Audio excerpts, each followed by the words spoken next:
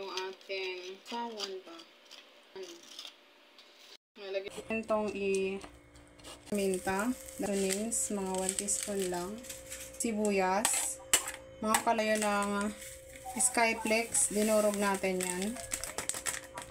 Mayonnaise, yung katamtaman lang na mayonnaise. Ihalo lang natin to. Ihalo natin to ng maigi. Masarap na merienda to. At trending to na merienda. Kaya maganda rin dito, pwede natin gawing business kung mahilig kayo magbenta. Pwede natin igawing business ito. Pagkakakitaan, lalo na ngayon is nalalapit na yung summer. Pwede natin dito. Close lang natin to. Sure natin yung ating kamay ay malinis. Then, lagyan natin ng pinaka-close dito sa mga gilid-gilid niya. I mean, bago natin itiklop ito, lagyan na natin yung gilid niya ng panlock kagaya ng itlog. Ayan. Basain natin. Then, ganyan lang natin. Tapos, kumuha tayo ng tinidor. Ganyan lang natin sa gilid para maging close siya. Para pag ipirinay natin mamaya, hindi siya bubuka. Ayan.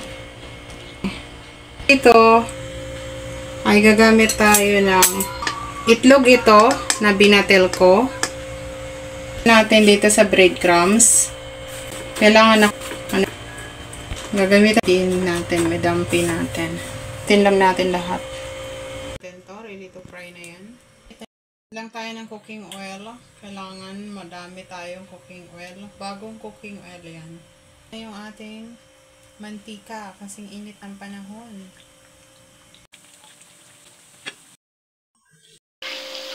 Pabalik na rin lang natin kasi golden brown na yung kabila. Pili ito sa mga fast food. Pili nating merienda na masarap at siguradong magugustuhan ng inyong pamilya kasi sa set aside na natin to. Tayong kailangan masala natin yan. Lagyan muna natin yan sa steamer bago natin i-serve. Kailangan patuluin muna natin yan. Ready na to, serve na yung ating tuna pie. Hindi siya lang natin ng mga dekorasyon ba. Ang lasa niya. Sobra.